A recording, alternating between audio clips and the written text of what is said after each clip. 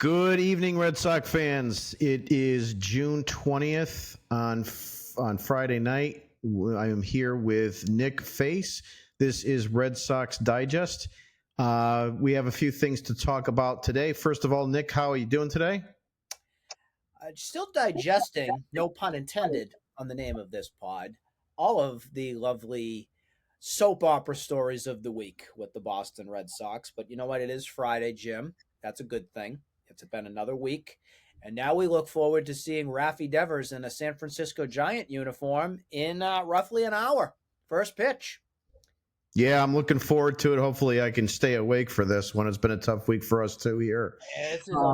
This is one of the latest ones, a 10:15 start of the season, I believe so. So far this month, this year, absolutely. That's the tough thing about the West Coast swing. It's always been tough for us here in New England to be able to stay up for some of these games. Yes, Luckily, hopefully, you don't have to go to work tomorrow. I don't, so maybe we can kind of. Oh, I get to go to a bridal shower tomorrow. I can't freaking wait. Yeah, those are wonderful.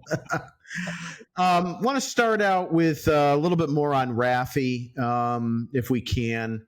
Fans are back and forth on this. I scanned Twitter as much as I could today to try to get some, opinions on where people stand with him.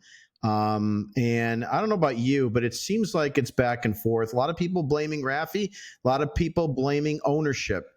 Where do you stand with the blame on this? And if there is someone to blame, where do you put your blame on this? I think when we talked first show when we were doing this, I said I was much more in the middle ground on both sides. It's the Devers side of not doing what your employee says, going over and playing a position in dire need. It wasn't anybody's fault that Tristan Casas got hurt. They needed to fill that void at first base, and Rafi refused. But it all begins with the communication, 100% from management, which is your owner, John Henry, down to Sam Kennedy with Craig, what's it called, GBT? Is that our chat GBT guy? I'm going to call him that from now on. Craig Breslow. And then, of course, with Cora. Today, there were more, in my feeling, hit pieces coming out on Devers or on ownership and all that. And one of the things that stood out to me from an article, I believe it was from the Passan story, Jeff Passan from ESPN, was the point that Alex Cora never got that opportunity within that month before Devers. Actually, Devers was at camp a month prior to spring training.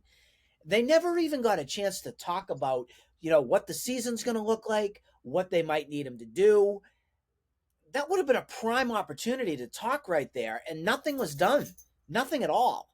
So that really irked me quite a bit when I read that piece on the passing side of things, saying if Rafi's in camp early getting himself there and Cora is already there, why was there no communication about what may have happened, what could happen, to get everybody on the same page?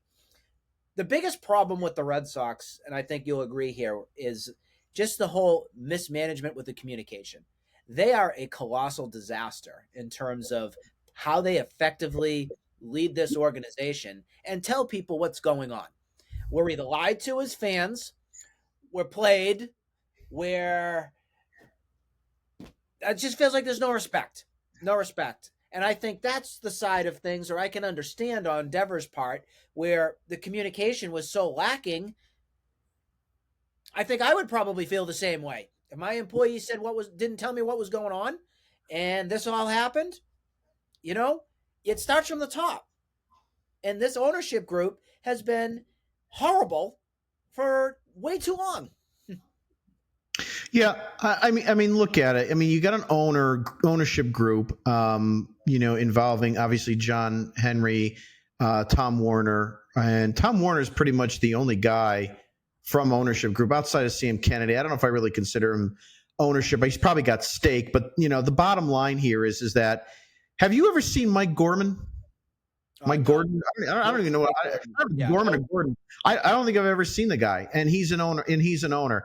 The point I'm trying to make is that if you're going to set an example, I don't know how you can be such an owner that is just completely vacant on your entire organization that you own. I understand that there are people that an owner will hire to run this. I mean, you've heard John Henry say Larry Lucchino runs the Red Sox. I get all that. But there has to be some level. And I don't know what happened with that Kansas City trip with John Henry. I mean, obviously Breslow had to sit at the kids' table. He wasn't allowed in on that. I just feel like if there's a way that the Red Sox can screw something up, they'll do that very well. I mean, I looked at the season, and I had this conversation with you. I've had a conversation with other people on Twitter. I said, what do the 2025 Red Sox do well? You have an offensive side, a defensive side. The only thing I could think of that they come up with doing well is screwing up. Losing in one-run games, 100%. They're the champions of that, no doubt.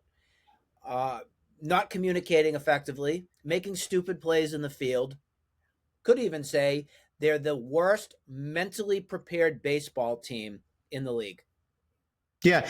I mean, I don't understand how you can have so many players coming up from the minors that look like they don't know how to play defense. This has been they miss out 100% on these fundamentals.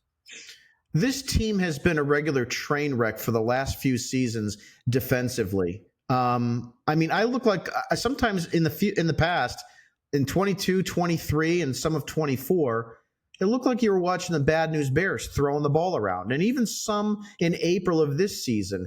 And it just irks me that most of these guys, at least in the United States, have probably been playing baseball since T-ball and Little League. I don't understand how you can be on a major league ball club and not be able to know who your cutoff men are, how many outs there are on both sides of the ball. Yep. Where you should throw. Stop winging the ball to try to get a guy at third that you have no chance getting.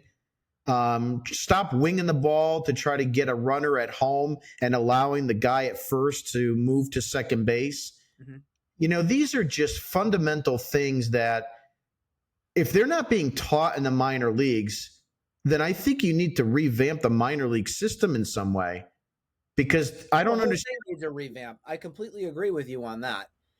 I actually was thinking a little bit back to when was the last really good season that the Red Sox had defensively or were mentally all prepared and focused in games. And I was thinking about past coaches and coaching staffs of what they've put together.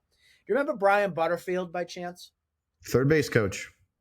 He was the one known for all the fungos and hitting all the ground balls and getting everybody in the best defensive rhythm and knowing what's going on. The last year that Butterfield was with the team, do we remember that year? I can't remember 100%, but I want to say it was could have been 2019 or 2021. And I feel like it's gotten worse since 2022. I'm going to harp on 2022 here for a moment, because isn't that the year that Jarren Duran had that terrible play in center field where he just kind of stood there and was like, oh, I don't know what to do. Mm-hmm. I don't know what to do. He just stood there and probably wanted to go into his turtle shell. And I personally never thought we'd see the light of day of him ever again.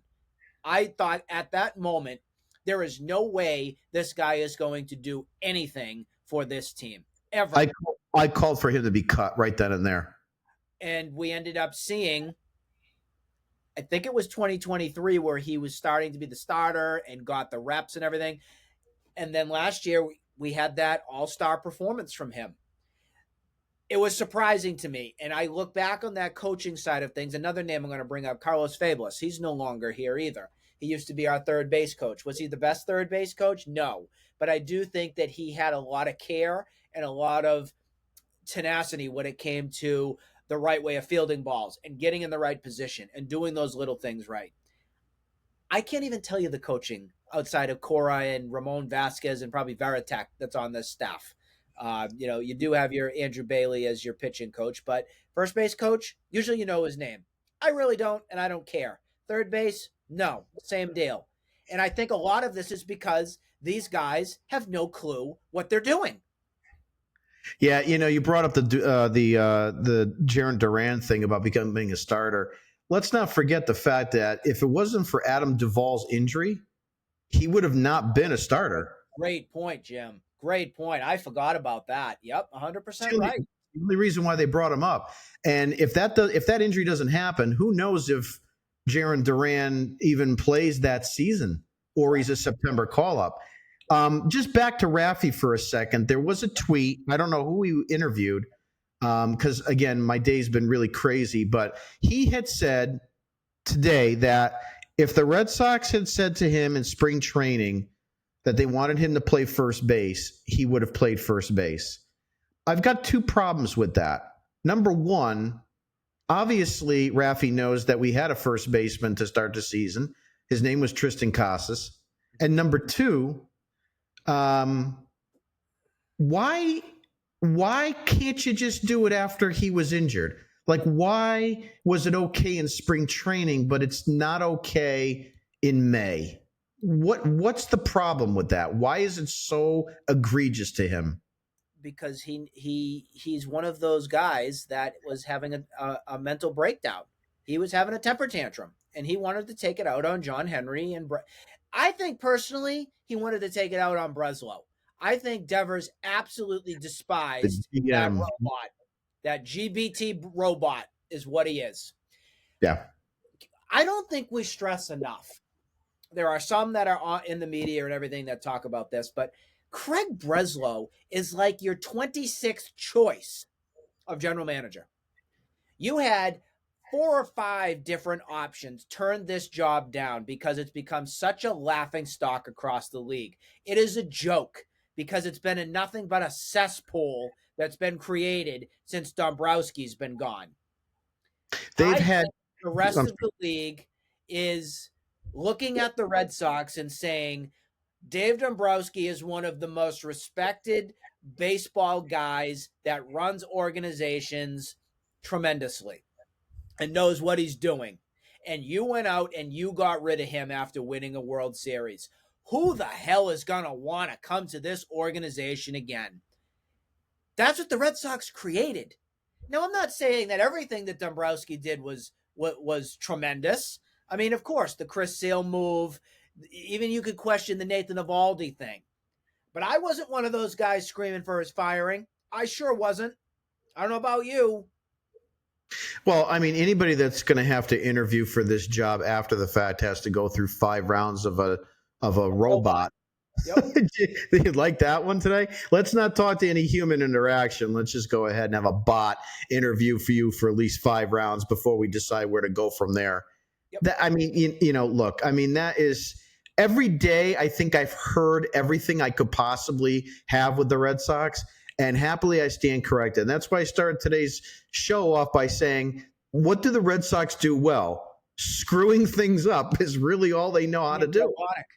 Yeah, being robotic, having those analytical nerds run your team. That's what you got. Your launch angle nerds, your statisticians that say, "Oh, we're only going to throw this starting pitcher 5 innings. Let's throw Bernardino 20 times a month and blow his arm off." Those are the guys calling the shots. Yeah, a couple weeks ago, I looked at some stats. Bernardino was in almost 50% of their games, which is absolutely ridiculous. I felt like it was the Mike Timlin story all over again, where they blew out his arm. Everyday Eddie. Remember Eddie Guardado from the Twins? Sure. Yeah, Everyday Eddie. That's what I looked at Bernardino. I go, here comes Eddie. Here he comes. Yep. And then people have the audacity to bitch and moan if he screws up and gives up a couple walks and a couple hits. I mean, if you're going to have him out there every night, he can't be perfect every single night. Back to Breslow a little bit. What are your thoughts on the fact? I mean, there's a little bit of chatter here and there. Do you think Breslow's on the hot seat, or do you think he's safe? That's actually a tough question to ask, because I actually look at it and say, if you get rid of Breslow, then what? Then what? The only theory that I have on this to say that he is on the hot seat is that we're hearing a lot of chatter amongst the media of people turning on him, thinking he's a joke, calling him spineless, all that kind of jazz, and these stories about the interviews. Here's my theory, and I think you'll like this theory. Maybe you will, maybe you won't. I think we're going to get to a point where we're going to be seeing a change happen, and the change is actually going to be coming internally. Here's where I'm going to. We've heard rumblings in the past with Cora on what exactly his future is going to be here. Is he going to continue to manage, or is he going to be managing elsewhere? Well, he has a big deal that's here. Got a big 3-year deal. I think he's the highest paid manager in baseball now. Is that correct, or is that still Craig Counsell with the Cubs? It could be Counsell. I'd have to look up the numbers, but I think Counsell might be a little bit more. The theory that I have here is that eventually you will be seeing Cora go upstairs and becoming the president of baseball ops, which is going to open up a spot for your next guy. I was one of those guys that actually was saying, it might be time to see Jason Varitek be the manager. But I got to tell you, I'm changing my tune very much on this because this team needs an entire overhaul, in my opinion, and a different philosophy and approach. So I'm looking for somebody from an outsider's perspective, truthfully. I'm looking for somebody who's a little hard-nosed. It's going to actually be somebody that gets the best out of their players, and fundamentals are important, and playing the game, with a good mental side of things and being in the moment. That's the type of guy you want. Is that Chad Tracy down in Worcester? I don't know. I haven't seen enough of that. But my going theory here was, yes, I would say Breslow is on the hot seat if something does not go right. And you might see Alex Cora, because he's so beloved by John Henry and ownership, go upstairs.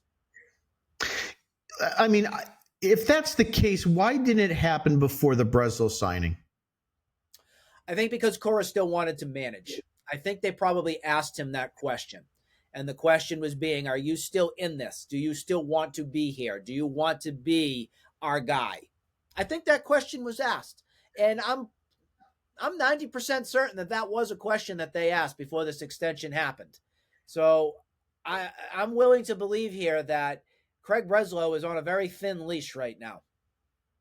Well, I mean, you have to look back at, from a high angle on his entire tenure as your, president of baseball ops, GM, whatever you want to call him. You went and you traded Chris Sale, who, arguably he, wore out his welcome here a lot with the injuries and, the Chris Frail comments and so forth.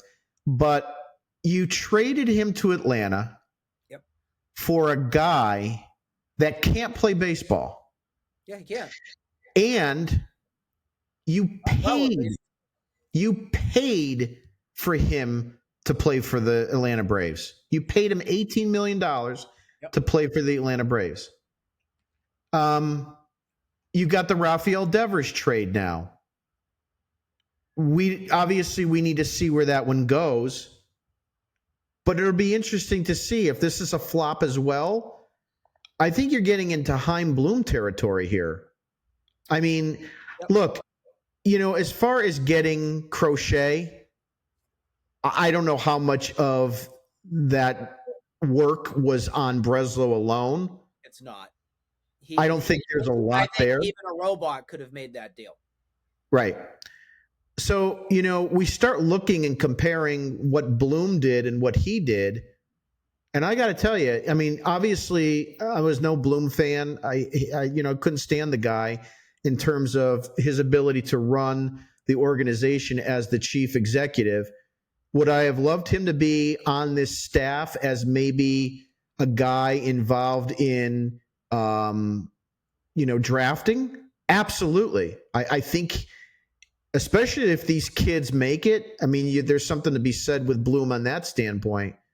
But I got to tell you, I was initially happy when Breslow was signed to be the GM, because I said, here's a guy who grew up a Red Sox fan. He played for the team. Yes, he's nerdy. I can live with a little bit of nerdy, but athlete at the same time combination. And I got to tell you, I'd rather have Bloom back, or I'd rather have a vacuum cleaner run this organization. That's what it feels like, is that he's sucking all the life out of the team. So that analogy is pretty spot on there, I must say. Yeah. When you look at both guys, there is Breslow, who did go and get Carlos Navarez. Let's make sure we give him credit for that. That needs to be stated. He was a dime a dozen. That has been his shining light right there for this team. I don't know if I give him much credit on Bregman, because I think that was more ownership and Alex Cora driving that horse. Well, Nick, he didn't want Bregman. Yeah, no, he didn't. This was all ownership, and I think ownership said, well, if Cora wants him and Cora's going to get the extension, he's going to be here. We're going to give it a try. I really don't think I give much credit on Chaim Bloom, by the way, when it comes to Marcelo Meyer either. I mean, that was your choice in the draft. That was a list that you had. There's your 1, 2, 3, 4, 5. Oh, Turtle could have selected him. They fell in your lap. I can't really do much there on what it turned into be Roman Anthony and then your Christian Campbell. I can give a little bit of credit on that. And definitely the minor leagues was definitely revamped after Dombrowski was there. You know, Dombrowski, I'm sorry to keep talking about him, but it drives me crazy when people say that Dombrowski ruined the farm system. No, he did not. All of the guys that he traded, for the most part, have been nothing but colossal failures.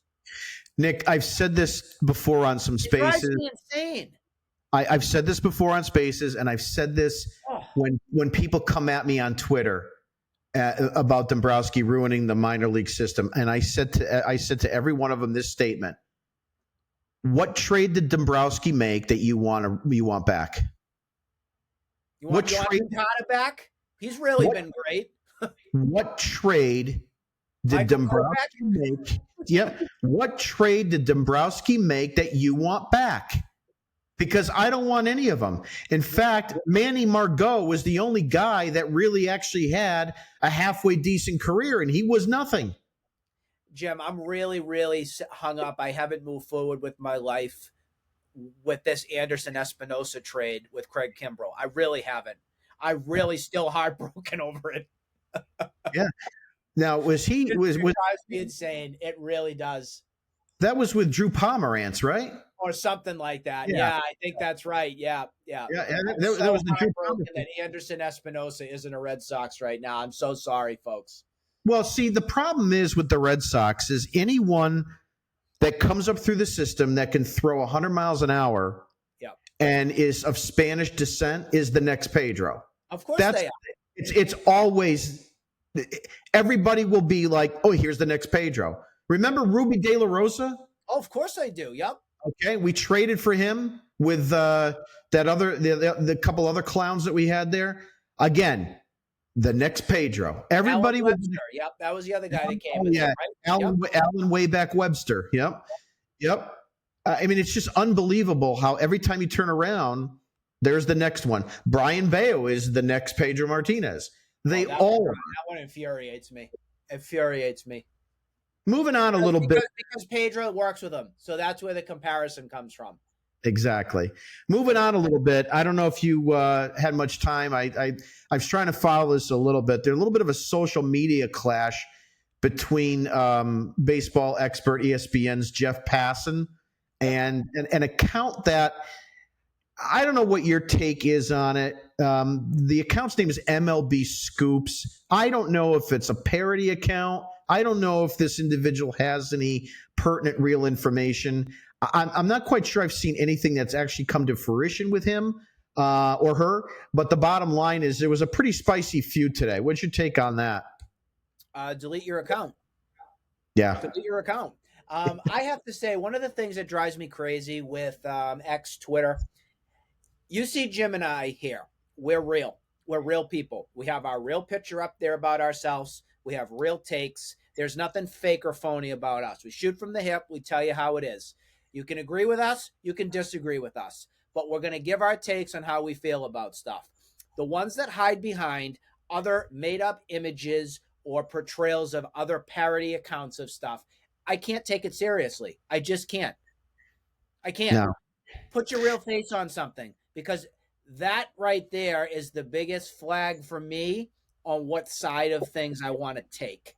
because when you have a Passan here and he's telling it like his story and using his credible sources and stuff, I'm probably going to side with that Yeah. because I'm at least knowing it's a real person that is in the know, that has a degree, that is a professional, that knows what they're talking about. When I see this other little animated MLB scoops thing, and I'm not trying to knock MLB scoops. You could be a nice person and all, but stop being fake.